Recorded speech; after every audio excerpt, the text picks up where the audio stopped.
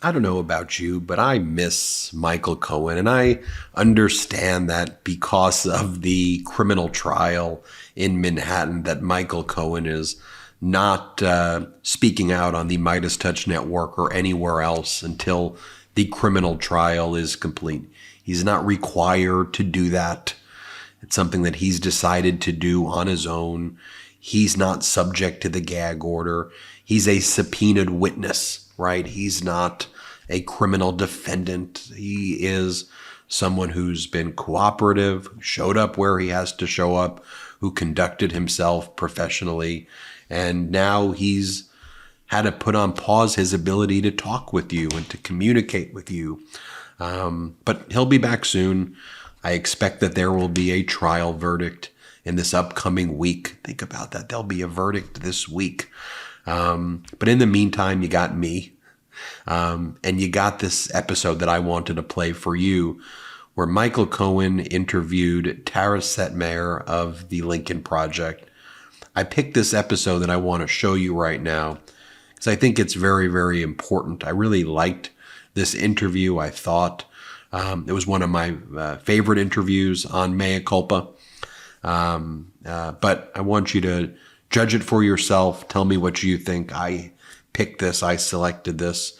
But let me know what you think. And hopefully we'll get Cohen back. Hopefully we'll get Cohen back soon. Anyway, thank you so much. And tell me what you think about this play. Okay, so Tara, welcome back to the show. And I haven't seen and spoken to you, so a happy 2024. And let's jump. You're welcome. Let's jump right into it. So apparently, Trump is not immune from prosecution. Trump's lawyers were essentially shut down by the D.C. Circuit Court of Appeals on Tuesday. So my question to you, Tara, is how do you predict that the court will ultimately rule on this issue? Well, unlike you, I am not a lawyer, but I play one on TV sometimes. I've been watching this and listening to the legal advice of people a lot smarter and more well-versed in this than I am. But just from a common sense perspective, I don't see, after the way those judges questioned Donald Trump's defense team, I don't see how they rule in favor of saying, yeah, you're right, the president can do whatever he wants. Yep, immunity, full immunity. If he wants to assassinate a political opponent while in office, nope, he can't be prosecuted unless he's impeached and convicted. That just seems so beyond the pale of any kind of legal precedent or history in this country that I don't see them ruling in favor of what Donald Trump's team wants. Now, is there a possibility there could be some type of limited immunity? Maybe, very narrow. Others have given examples of what that could possibly be. But what Donald Trump's team is looking for, I don't see that happening. I mean, it was really, I'm still reeling actually from that exchange between Judge Pan and Donald Trump's lawyer, where she backed him into the corner. John Sauer. Yeah. First of all, what was that voice? It was horrible. Does he always sound like that? I don't know. It sounds to me like he just came off smoking like 12 packs of cigarettes, but it almost sounds to me like he has some sort of vocal cord paralysis or vocal cord nodules that need to be taken care of. Now, to those of you who may be saying, Michael, you're not a doctor, you shouldn't be. Yeah, it's true. But my father was an ENT, a diplomat in head and neck reconstructive surgery and an ears, nose, and throat specialist. And so I've seen many people come in and out of the office, when I was a kid, with that sort of voice, and there's something not right there. No, and I only bring it up because it made it difficult to listen to. It was an audio recording. Yeah, it was, right? I'm like, oh my gosh. But anyway, so yeah, she backed him into a corner there on that scenario where she said, if the president commands gives an order to the Navy SEALs to assassinate a political opponent, it was a yes or no. And he basically said, well, yeah, a qualified yes, but no, it was. What does that even mean, Tara? Tell me, you're the lawyer. I don't know. I've never heard anybody ever use that terminology. A qualified yes to a question that's predicated around the president assigning a hit squad against a political opponent or an adversary by SEAL Team 6. I mean, I'm oh yeah, it's like something out of a movie. It's something out of a novel. You couldn't script this stuff, but yet here we are. This is real life. This is real legal precedent about to be set, and this was an actual legal argument used in a very real case that has broad implications beyond just Donald Trump and his nonsense here that we're facing legally. So I felt pretty good about the way the judges responded to their defense, because it was just so outrageous. However, I've been in federal circuit court hearings, and you never know. The questioning doesn't necessarily mean it's reflective of how they're going to rule. I've seen that happen when I was a congressional staffer in some cases that I worked on. I thought it was going great for our side, and then the ruling came out and it was not so great. So, you never know. I think in this instance, it's a little more cut and dry, but you just never know. I don't think so. I hate to say it, Tara. I don't think it's cut and dry in any case. When I went before the Second Circuit, the 3-panel judges on the lawsuit that I brought against the United States of America, Donald Trump, Bill Maher, for the unconstitutional remand. Mm-hmm. The interesting thing is the first judge, Judge Lyman, he's with the district court, turned around and his comment was, this is really messed up. And I agree with Judge Alvin K. Hellerstein that this was retaliatory. The problem, though, is that with the overturning of the Dobbs decision, it also overturned the case of Bivens. And Bivens is the case that is used when you are suing the United States government for violating your rights. Okay. The Second Circuit attacked, literally, this one, I think his name was Judge Barrington Parker. And Judge Parker was straight up perfect when he was attacking government and saying, well, what is the deterrence to stop a president, a former president, or government official from ever doing this again? And, right. And the Southern District attorney, I think it was like O'Shaughnessy or something like that, she turns around and she goes, well, he could always avail himself of the administrative remedies by the Bureau of Prisons, to which, if anybody knows what that is, to get from a BP 9 to a BP 12 so that you could actually bring a lawsuit, it takes about 2 years. And you're asking the group of people who incarcerated you to acknowledge that they did it under improper pretenses. So he says, I don't forget it. Exactly. So he says, I don't buy that. So what else you got? Because that's a ridiculous argument. She goes, well, like what Mr. Cohen did, you could avail yourself of a motion for a writ of habeas corpus. And as Mr. Cohen was successful, that case could be used by others in order to offset incarceration. So he goes, but they'll already have been incarcerated if they need to file this writ of habeas corpus. So she was like, was this a 3-judge panel, or was it only it was three-judge panel? And it was all 3 judges ruled that the overturning of the Bivens case precluded me from bringing this action, even though under what's called the Egbert case, this case, which was the decision was by Justice Clarence Thomas. Lucky you. He left an opening, which is what we were taking, unless it is of the most unusual circumstance. And one of the questions we asked the 3-judge panel, name another circumstance. And Judge Parker said the same thing. Can you name another circumstance that would be more unusual than the President of the United States weaponizing the Department of Justice against a critic and violating their First Amendment right in order to remand them back to prison. And nobody had an answer. And Alina Habba was funny. They gave her 1.5 minutes to speak, and she didn't even know the Blassingame case, which just came out. And so the judge was like, I think we've heard enough from you. Yeah. So wasn't she like a parking garage attorney or something? Yeah.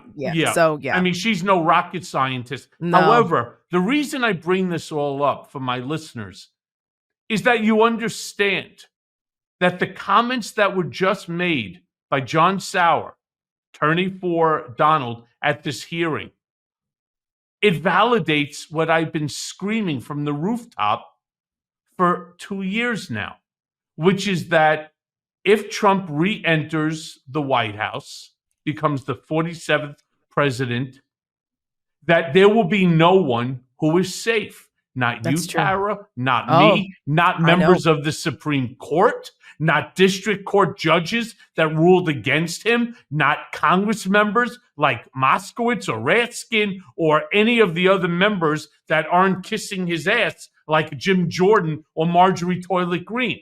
They will all have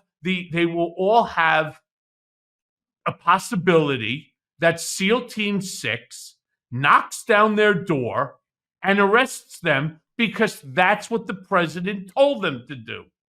Well, a couple of things about that. SEAL Team 6 can't arrest, right? But they can assassinate. And that's kind of what they do. I mean, they're highly specialized. Now, not on American soil. Posse Comitatus doesn't allow this. But Donald Trump said he wants to tear up the Constitution. So none of the constitutional guardrails that are in place to protect Americans from an authoritarian government would apply anymore if Trump came in. He's already found ways now to try to, use the Insurrection Act, and they've telegraphed what they want to do with this Project 2025 stuff. And he has these acolytes who their entire lives are sitting around looking at ways that they can manipulate loopholes in the law or constitutionally to try to do these things. How do we know this? Well, they tried it with January 6th and trying to overturn the government in a free and fair election. So Donald Trump is telling us what they plan to do. The people around him that he's surrounding himself with are people who are bad actors, bad people who actually don't believe in our constitutional republic, despite all of their bullshit about, the flag and patriotism and all of that. No, they're treasonous traitors. They are authoritarian wannabes, and they can't wait to exact their revenge on all the people who spoke out against them before. Now, the other thing too, this news about Roger Stone and talking about assassinating Eric Swalwell and Congressman Jerry Nadler should send shivers down people's spines, because again, these are people in proximity to Trump that feel as though the law doesn't apply to them. And Roger Stone and Steve Bannon and the rest of the ilk in that MAGA extremist wing of the party, they get off on this stuff. They get off on it, and they have people out here who are willing to possibly execute it. How do we know? Well, January 6th, again, the Proud Boys, the 3%ers, the Boogaloo Boys, the Oath Keepers. The Oath Keepers. Like, there are groups out there, and there are tens of thousands of these people who are out there ready to be activated. Look what happened in Michigan with Governor Whitmer and their attempted kidnapping and murder of her. The FBI, the Department of Homeland Security, counterterrorism experts have all testified that domestic terrorism is the number one threat to the United States. And these are people, there's a right-wing element to this that people seem to, I don't know if they're in denial or what, but we see it every day. Sure. Look what happened over the weekend with Judge Chutkan getting swatted. What's happening to Jack Smith? As a matter of fact, Rick Wilson at the Lincoln Project was part of this coordinated effort to SWAT people over the last couple of days. 4 a.m., he woke up to 15 members of the SWAT team of his county police department swarming his house.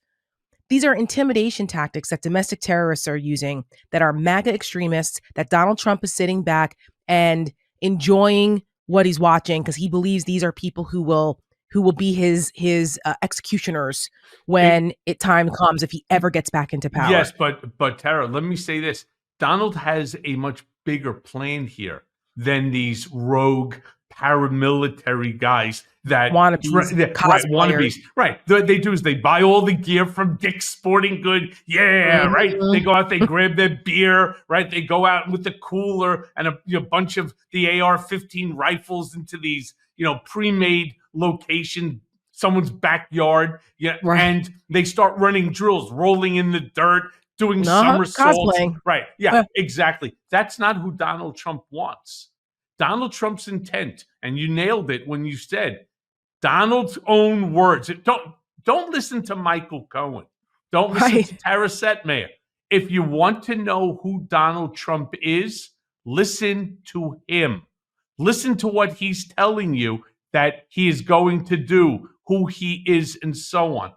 Not only is he going to tear up the Constitution, he also wants to destroy the tripartite system. I talk about it on almost every show. Yes. He wants to do away with Congress, with the judiciary, and he wants to do away with the legislative branch. Therefore, Congress will have no ability, the judiciary will have no ability to stop him. This lawsuit that the Southern District Attorney was talking about will not be of any consequence because there will be no judiciary. It will be all whoever Donald Trump puts in, and he will be the ultimate arbiter of every single matter because there will be no judiciary. That's what he wants, all power to be conferred to him. This is the problem. So when he said, so when he puts in people like a Michael Flynn or other individuals who will have to take that loyalty pledge to him, and Steve Miller or Steve Bannon, or you're going to get what's his name, Jason Miller. You're going to get all these guys, right? All of them, and he's going to then turn around, have 1,600, 2,000 people who took loyalty pledges, and he says to the guy who's going to be running the military, "I want you to send SEAL Team 6 over to so and so's home. I don't want you to kill him. I want you to bag them and tag them, and we'll figure out what we're going to do with them. Maybe we'll make a public execution out of it." And I know people are saying, stop it. That sounds like a bad fucking episode of House of Cards. This is the reality. This is why I'm yelling. It's true. You know what, Michael? Like, people, if you were to just come down as an alien and see like where we're at right now, what we're talking about, you'd be like, wait, what? Is this real? But here's the thing. You see what's on social media, what's in the dark web here with these Trump supporters and the imagery that they put out there. We saw this during the 2020 election as well, where they have these weird anime like cartoons with Trump as this like pumped up Rambo type guy, and you have them, members of Congress simulating murdering other members of Congress, and like these really violent images that are supposed to project strength, violence, and bloodshed, and the cruelty is the point. They are showing us this is the stuff that they like. This is their fantasy of what they would like to do. And if you have Donald Trump in power, they get to live this out because he likes that kind of shit too. He's a sick fuck. And he shows us this every day, how deranged he is. And I just don't know that the American people fully grasp this. And that's part of our challenge this year going into 2024 is really showing people how deranged this guy is, because it's beyond just being incompetent or ignorant or an ignoramus or obnoxious. It's deranged in a very sick, twisted, and violent way, similar to people like Kim Jong-un or Saddam Hussein or Putin, who get off on bloodshed, torture, and seeing their enemies suffer. Donald Trump is cut from that same mold, and he's showing us this all the time. But I think we've become a little desensitized to it because the media ignores it, or they just go, oh, that's just the crazies over there. No, the crazies have a seat at the table now. They've been mainstreamed. And I don't know how we break through this, but we're damn sure going to try and keep pointing it out and keep making the comparisons. Have you ever wished that you had whiter and a brighter smile? Well, before you visit a dentist, you should know that their whitening treatments, they're very expensive. And you know what? It's not just the price. You also have to book the appointment, schedule time away from work or family to sit in a dentist's office chair while undergoing this procedure. It's a hassle. Fortunately, now you can try Smile Actives at home or anywhere, anytime. Smile Actives offers a safe and an affordable alternative to those expensive whitening procedures. You see, I've had past experience with these whitening agents, and I got to tell you, I hated it. It causes these zingers afterwards. It's really uncomfortable. And I'm a big coffee drinker, and so I hate to say it, your teeth get stained. But that's why it's so important to use Smile Actives, because it brings you a bright smile, and a bright smile makes a good impression. Smile Actives makes a teeth whitening gel that can simply be added to your toothpaste every time that you brush your teeth. So there's no change in your routine, there's no extra time, and there's no messy strips, trays, or lights. Simply add Smile Actives Pro Whitening Gel to your regular toothpaste. It's been formulated with polyclean technology to boost stain removal and deliver active whitening ingredients into teeth's grooves and crannies so that you get better whitening. 97% of Smile Actives users in a clinical trial reported up to 6 shades whiter on average. Listen to what I just said, up to 6 shades whiter on average, and all within 30 days. I mean, that's the kind of trial that I like. So what are you waiting for? Start getting comments on your whiter, brighter smile in just days. So visit smileactives.com/Cohen today to receive a special buy one, get one free offer with auto delivery, plus free shipping and handling. That's smileactives.com/Cohen. Terms and conditions apply. See site for details. Between Joe Biden, yeah, okay, he's a little old. Yep, he might stutter. Versus Donald Trump, who's also old and a sick, crazy person who's deranged enough to want to completely undermine what makes this country great. Donald Trump hates America. Trump's people, Trumpism hates America.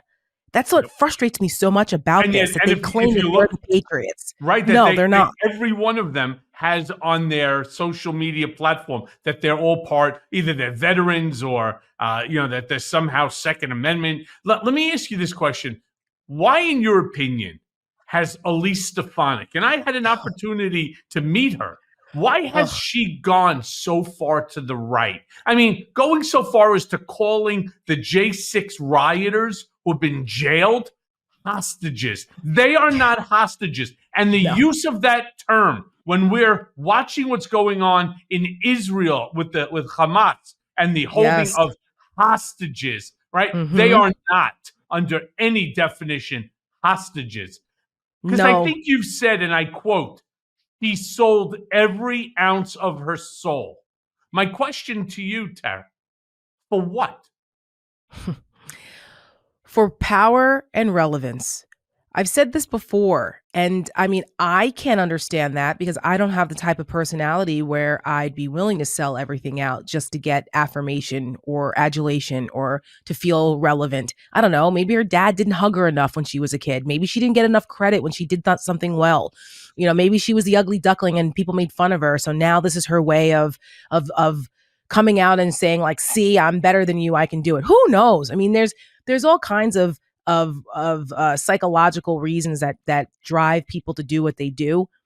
But the long and short of it is people like her, like Lindsey Graham, like Nancy Mace, who's another one that I have zero tolerance for. And I just want to tell her to shut up because she just is so performative and hypocritical. And another one preening, trying to get attention. See, look at me.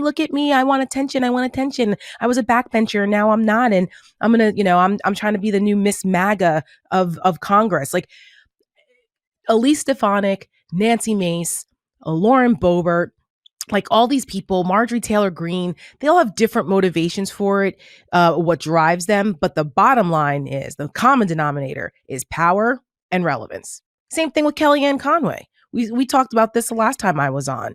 She's someone else who knows better, who's smart, who had a career, who had a nice family, who gave it all up, threw it all away to become one of the biggest shills and hypocrites of the entire Trump era. And for what? It cost her family. It cost her reputation. And why? Because she had proximity to power in the White House. Well, she mentioned it. She came from a single family home. So obviously she was looking for the attention of a man. She did not have the love of her father. So this was her way of looking at Donald Trump as some father figure, which is, she's not the only one. A lot of other people look at him in this weird way too. And I'll leave that up to the psychologist to figure that out. But why do they do this? I mean, Elise Stefanik is Harvard educated, for fuck's sake.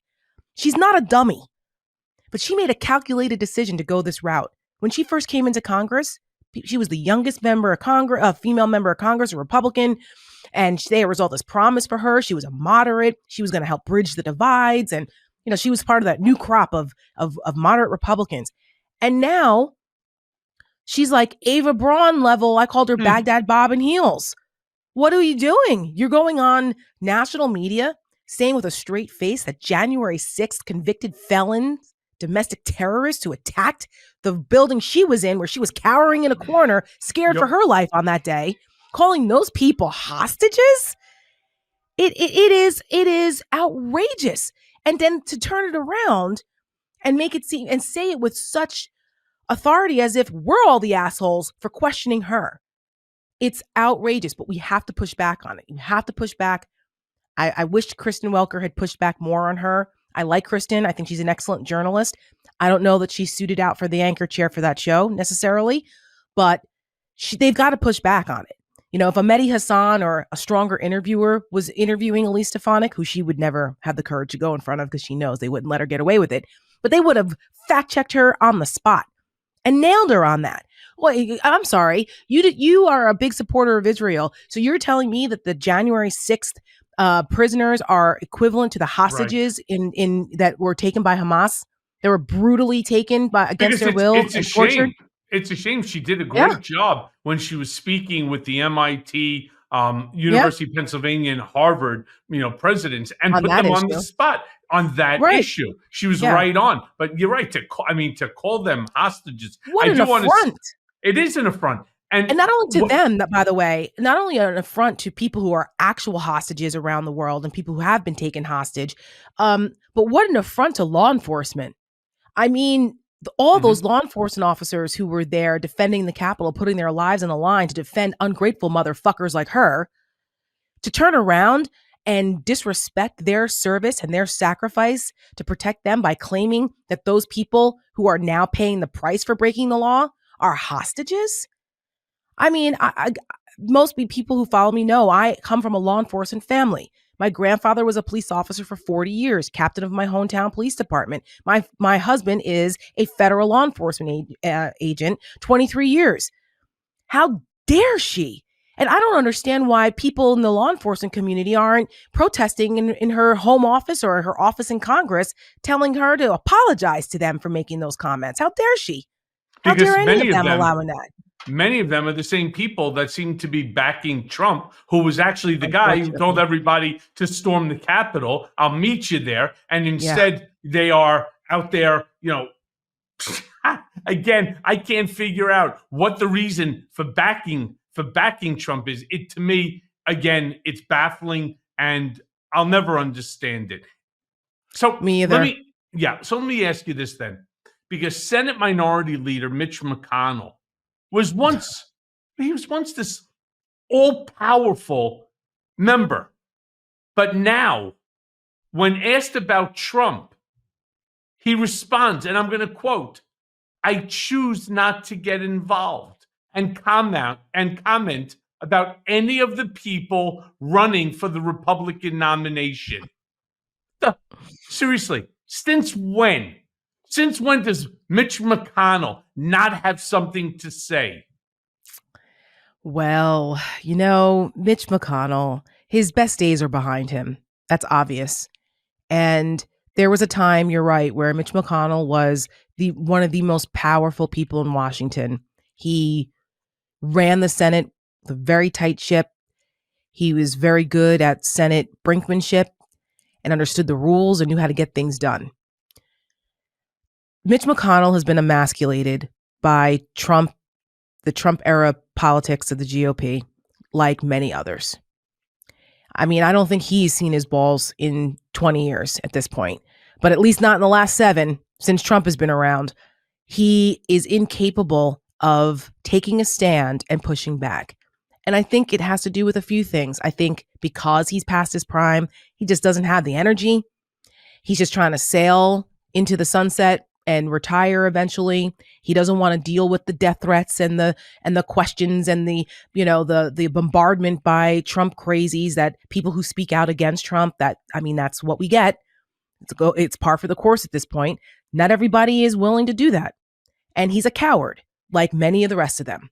So when Nancy Mace gets out there and screams about Hunter Biden in a hearing and asks him where are his balls, she needs to turn around and ask that about every single person in the Republican Party who's been unwilling to stand up to Donald Trump and is trying to watch the deterioration of this country as a result of it. And Mitch McConnell's a perfect example. He freaking knows better. He knows, and he has very strong opinions about Donald Trump in private. Believe me, we know. We have people in those circles still that are Republicans that still deal in Senate world. Mitch McConnell's, lackeys who are out there, Josh Holmes and all them, they can't stand Donald Trump. They hate his guts. They call him every name in the book in private, but they're too cowardly to stand up and say it in public. Every opportunity they've had. Could you imagine if Mitch McConnell and Kevin McCarthy and, all the other Republican luminaries who were in positions of power and influence had collectively stood up to Trump years ago? We wouldn't be here now, because there would be a permission structure within the party for everyone to say what they really feel about Donald Trump, because they know it. And he would still be an outlier. But they're not, but they won't, because they're cowards and they're enablers. Could you imagine? I mean, first of all, I find Nancy Mace, I find the Republicans, their comments to be so abhorrent. First of all, Hunter Biden doesn't work for the government, right? And right. He's a obviously, he's a private citizen. And so, he wants to come in and testify, but he wants to do it publicly. In public. He wants there to be transparency. That's what this whole charade was about. And then Nancy Mace, to get up there and to say, where are your balls? What he should have said is, for a Broadway show ticket, they could be in Lauren Boebert's hands. I mean, he should have said something, right? Because you can't let these fuckers get away with it. I know. Or what else he could have said? He could have said, well, you know exactly where they are, since your colleague showed pictures of my naked body to the entire Congress. So clearly you know where they are, sweetheart. Right.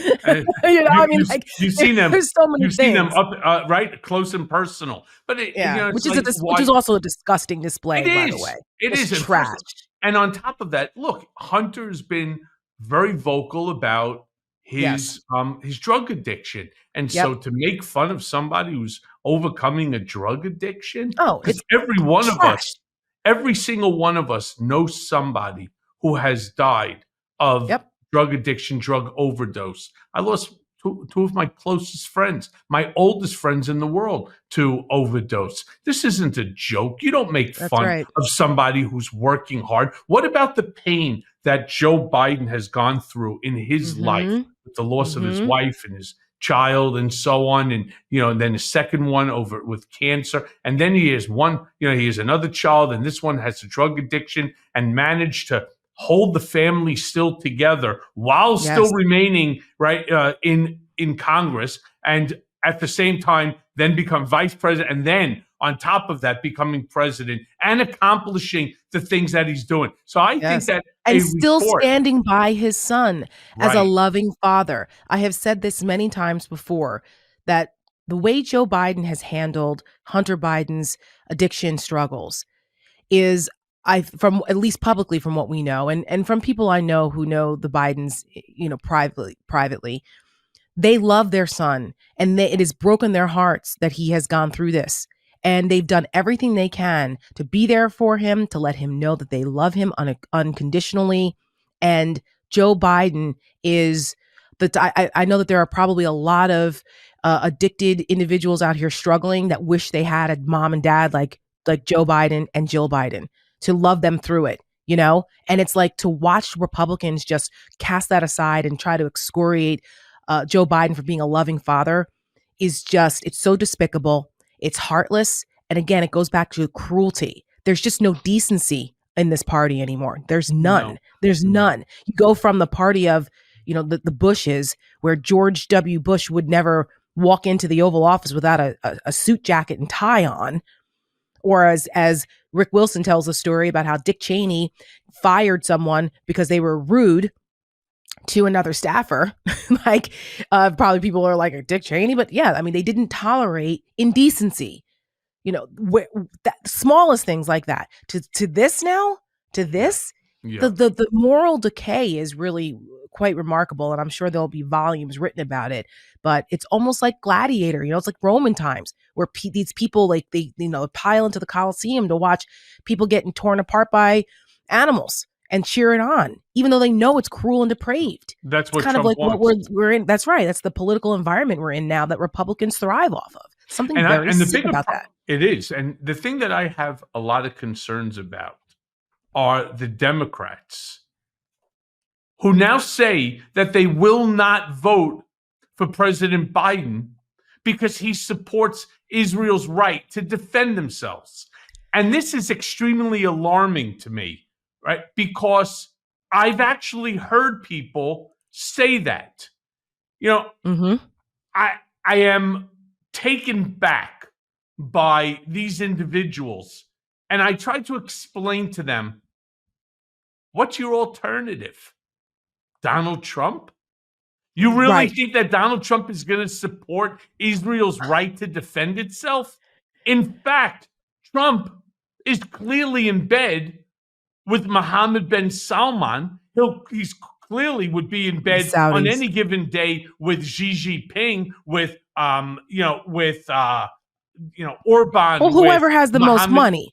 Right, whoever has the most money. Exactly. Yeah, that's right. Exactly. It's about money and his deals and his own, you know, weirdo obsession with these people who have unmitigated power.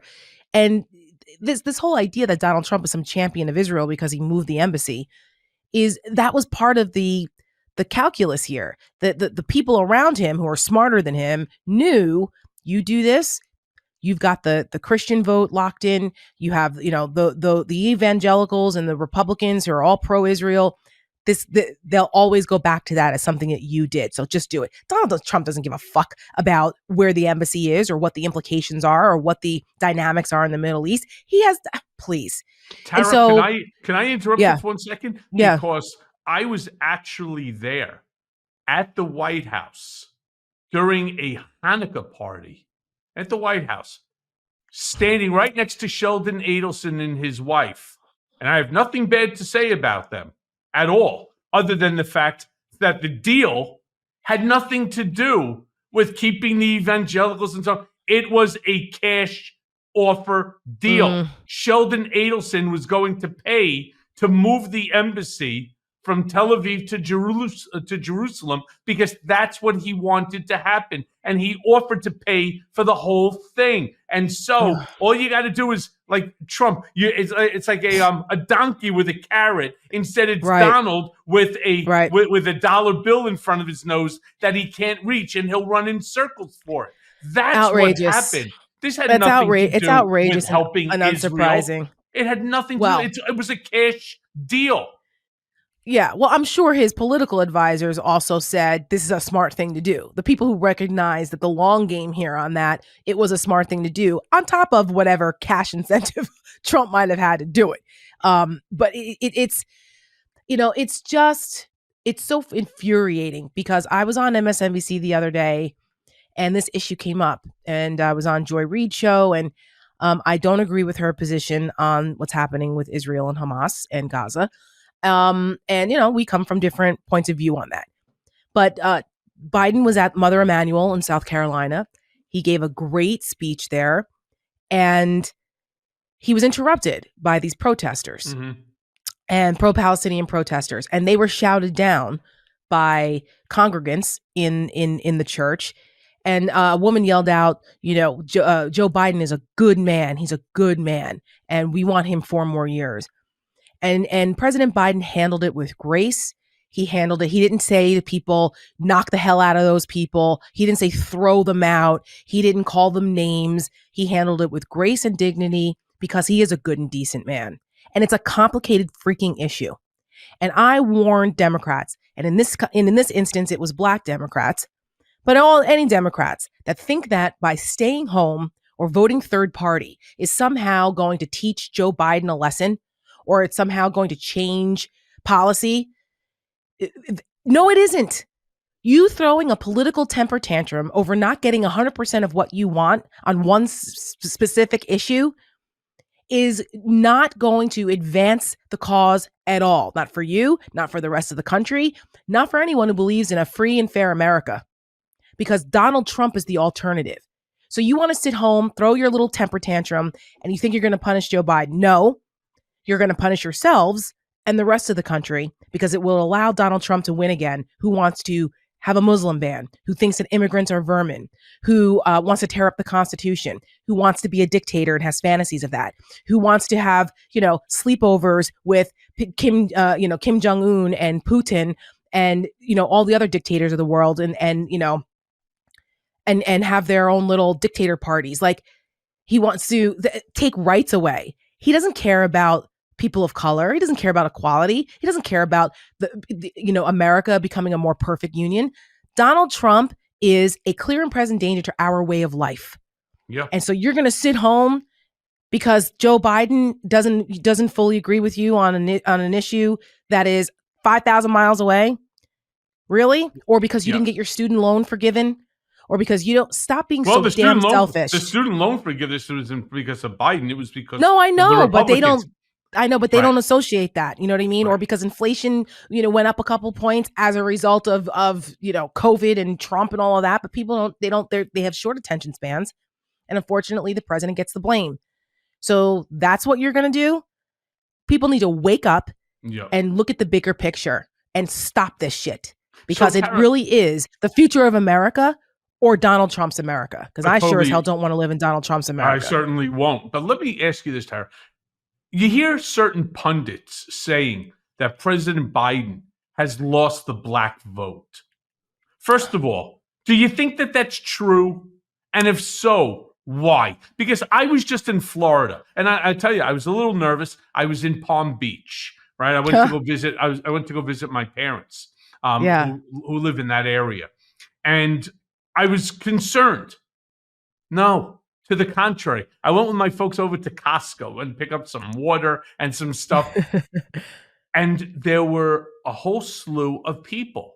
And all of a sudden they're like, wait, that's Michael Cohen. That's Michael Cohen. And then there was this one black gentleman who was sitting there by the hearing aid section, right? I guess he was trying to get a battery or something. Yeah. I started talking to him. His daughter goes to Dartmouth, and he's all decked out in Dartmouth gear, his hat, his shirt, and so on. Yeah, and he clearly was. I believe he was a Wall Street guy himself. But he grabbed a hold of my hand, and he was like, "You keep beating the shit out of that bastard." And then there was a woman that was standing next to him of no relation who turned around and said the same thing: "Bring him down, bring him down." But I got more people coming over to me. Now there were a couple people that said, I don't care what you say. I'm a Trump supporter. And I said, okay, good for you. But I don't believe it's true what they're saying about the black vote. And if I can just say one last thing before I ask you to answer it, think about Trump's most recent statement about the Civil War, that Lincoln took too long. He didn't know what he was doing. He could have resolved the Civil War in 24 hours. Now, the only way that you could have stopped the Civil War in 24 hours would have been to capitulate to the South. Right. Plain and simple. Meaning he's pro-slavery. So, How was it Are possible? you shocked at that? I'm not shocked at that. Look at the no. I mean, come on, Michael. You know Trump's history with people of color. His entire, from his father being a racist to him being a racist to being sued for racial discrimination to the way he treated black employees in his casinos to the way he responded to the Central Park Five. Well, I mean, all of those. His long history of comments and behavior concerning people of color, except for the ones that, were performative for him, athletes or, boxers or football players or who he looked at as not being as smart, but they were entertaining or had money. So, Donald Trump is a freaking racist. He's a bigot, always has been. And I think he thinks that, you could negotiate the freedom of human beings that you thought were lesser than. I mean, that is an insane statement. And the fact that he would denigrate one of the greatest presidents to ever walk the earth in President Lincoln, who was able to navigate that Civil War and was able to finally defeat the Confederacy and Black Americans getting rights in this country and were free from slavery. Now, it took 100 years to get full rights, but still, you got to start somewhere. The fact that Donald Trump would make comments like that, again, it speaks to where his heart is and what he actually believes. He spews this kind of nonsense all the time. And everyone just goes, yeah, okay, whatever. It seems to be all right. What? So the fact that there would be Black Americans, because there's been a bunch of articles out there. And I think some of this is planted by the Trump people, because I know that they've been talking about they want to make inroads, because they did make a 2% increase from 2016 to 2020 with the Black vote, which is crazy. I often use the statistic about Philadelphia that Trump got 20% more of the Black vote in Philadelphia in 2020 than he did in 2016. And why? Well, cognitive dissonance is a hell of a drug, number one. Number two, machismo and misogyny are very real. Most of this movement is coming from Black men. And these are Black men with grievance, no different than white men with grievance who support Donald Trump. They have a grievance and they are attracted to Donald Trump claiming to be their champion. And that is a very powerful tool. And Trump knows that. So there's also a certain amount of that celebrity, the rich celebrity, whether that's a facade, because right, we all know that Trump's he's not as rich as he claims.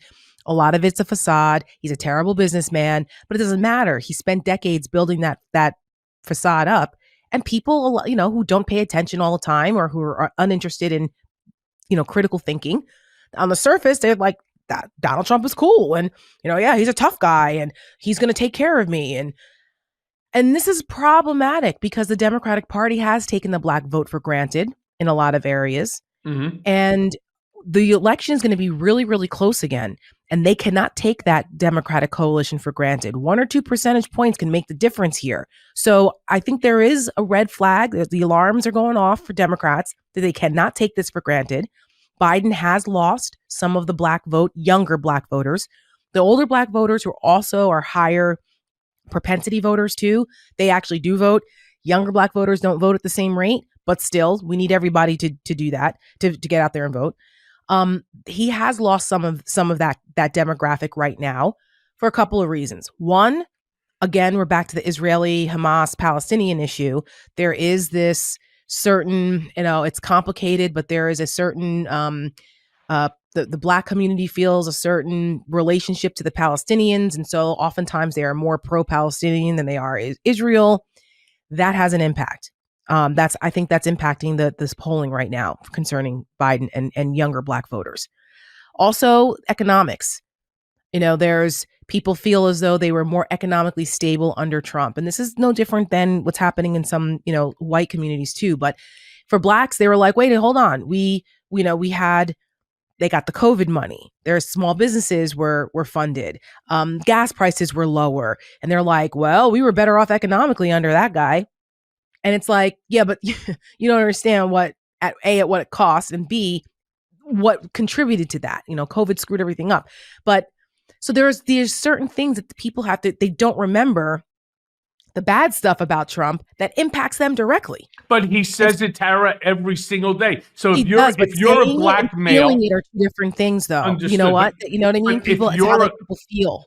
But Tara, if you're a black American and you hear a guy who wants to be the president of the United States talking about how he could have resolved, and we all know exactly what he means by it. He could have resolved the Civil War in 24 hours.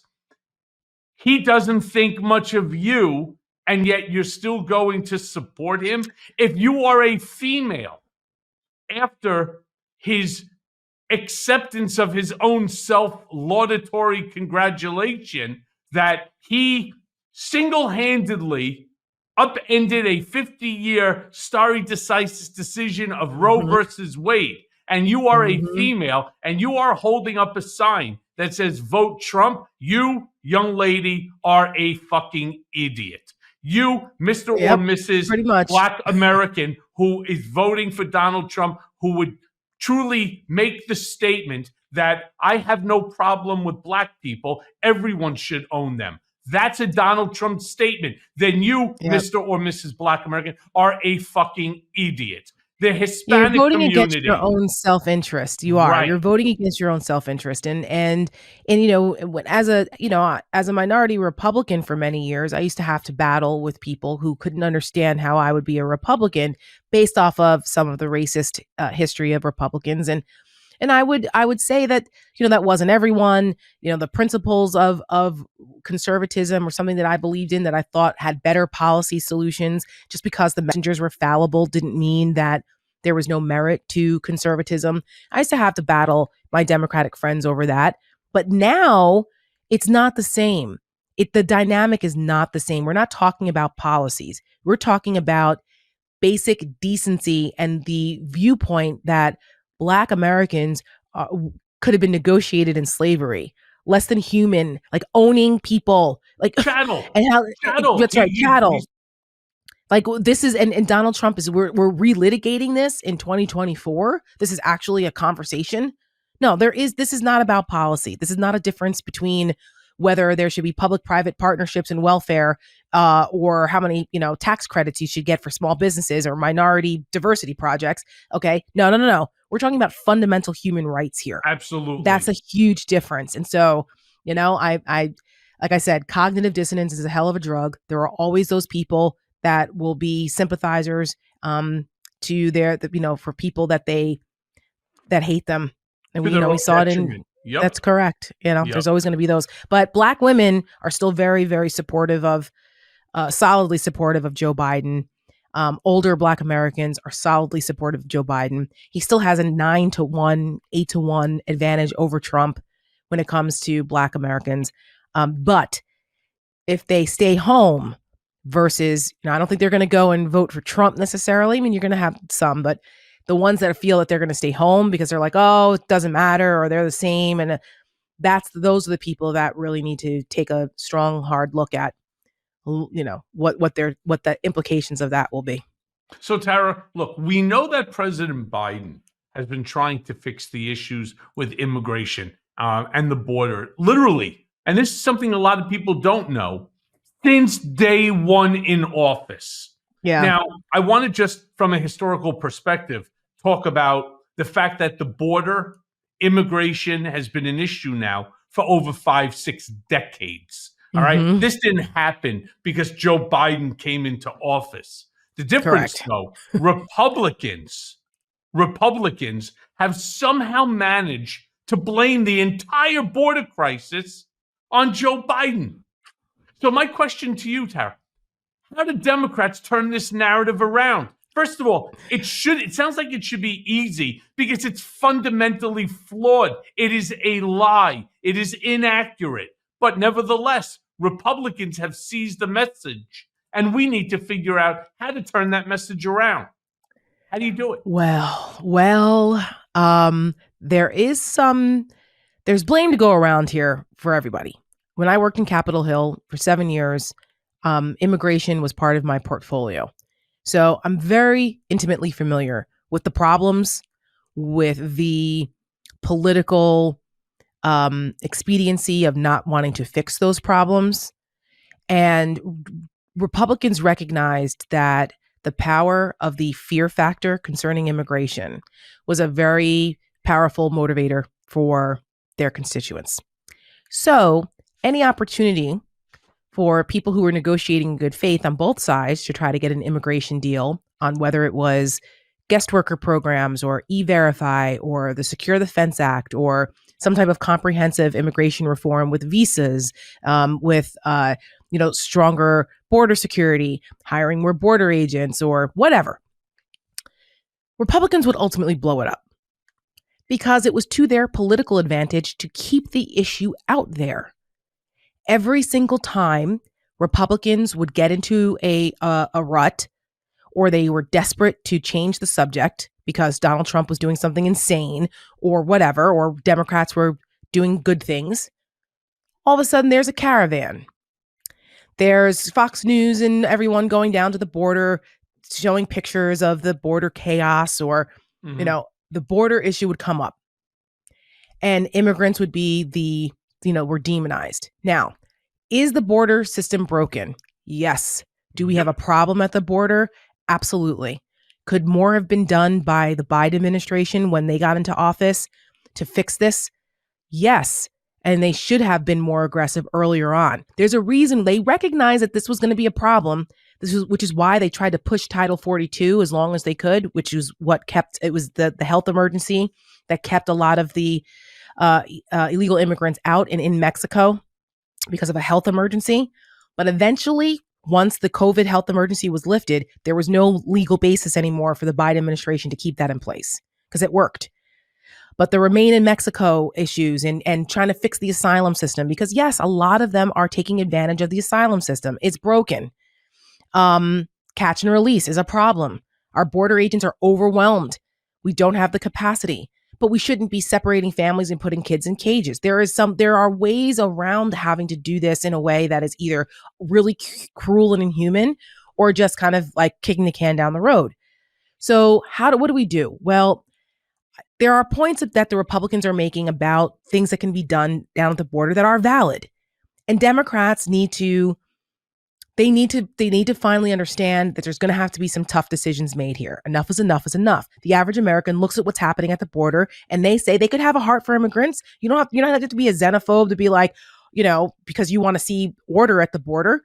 No, but the average American looks at that and goes, no, something's got to be done here. And that's why the Biden administration was trying to, in good faith, negotiate with some Republicans to get a deal done in exchange for support for Ukraine and support for Israel and what they needed done as well. I'm skeptical that they will ever reach a deal because Republicans have no incentive to give Biden a win because that's what they've said it. I don't know, it was Clay Higgins, somebody recently, these Republicans said it. They're like, we're not going to give Biden that political win. These are people's lives. This is the livelihoods of people along the border. These are immigrants who are coming here for a better life. Most of them are good and decent people that just want a better life here. So then just do it the right way. Do it the right way. Exactly. To create an incentive structure that allows them to do it the right way. Because right now, you can get here the wrong way and stay here. That's why they keep doing it. There's no consequence. So the Biden administration, there are things they could do immediately.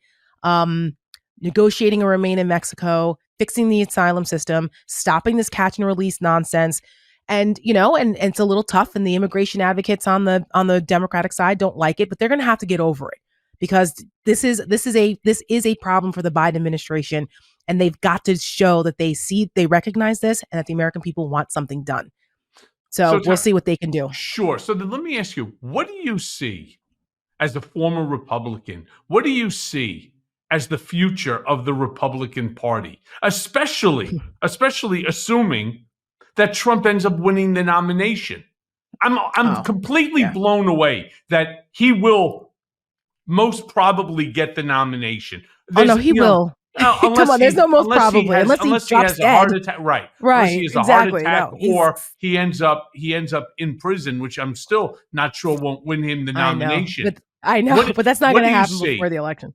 Well, what do you see? Look, Michael, we've had this conversation many times, and The Republican Party is a shell of itself. It should really burn to the ground, and we should start changing the name, because if they allow Donald Trump to become the nominee, God forbid he wins again, these are not Republicans. They're fascists, and they're illiberal populists. And it's the Republican Party has been dead and gone for quite some time now, but really dead and gone since they didn't impeach him over January 6th. Once January 6th happened, that should have been it for Donald Trump. They could make every excuse before, they could make every excuse before that.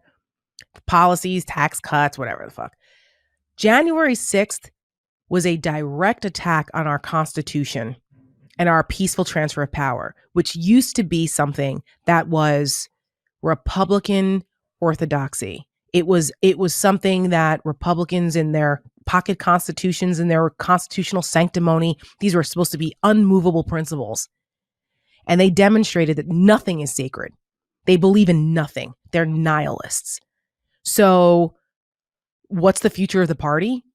As far as I'm concerned, the party should burn to the ground, because it does not represent the history of who Republicans are and what they believe in, because this is not the same Republican Party. And we're not just talking about the difference in tax rates. This is our fundamental shift away from liberal democracy, period. And I want no part of it. And I think that the people who think that there's still normies left, who are they? You could fit them in a canoe. Yeah. Because every one of them, even the ones that say, well, we should move on from Donald Trump. Move on? You think? But I'll still endorse him though. But he's better than Biden. Get the fuck out of here. Really? They have no sense of moral clarity. They are morally bankrupt. And I just don't know, as a major party, I think it's unfortunate that it's dying from within here. But the malignancy of Trumpism has destroyed the Republican Party, and it will never recover as long as any of these people are still in power. It will take a new group of middle of the road folks like myself and others who are politically homeless now to possibly maybe start something new or get a movement together. But I don't see the Republican Party being a serious party or ever regaining the glory days of Reagan or Bush or, people for those of us who were proud of those presidencies. I don't ever see the Republican Party going back there ever. So then, look, the hour goes by very quickly here on Mea Culpa. I say it on every show because it does. I have a million more questions I'd like to ask you. But I do want to end it by asking you this. What does the Lincoln Project have in store for this election year? And more importantly, how can we support Lincoln Project? Not just support Lincoln Project, to grow. It's something that I talk about not just on this podcast, but on my live one with Ben Mycelis, where we do political beatdown. It's a YouTube sensation. And we constantly talk about how we're growing the community. And the purpose of growing the community is so that our voices can never be drowned out by these maggot morons that, whether they want to just obsess on X, on formerly Twitter, or on any of the other social media platforms with their misinformation, disinformation, malinformation campaigns. But we're putting out ads, we're trying to reach the masses one person at a time with less than 11 months to go. That's a very tough ask. So let me just again ask you, what is Lincoln Project, who I think their ads are phenomenal? What do you guys have in store?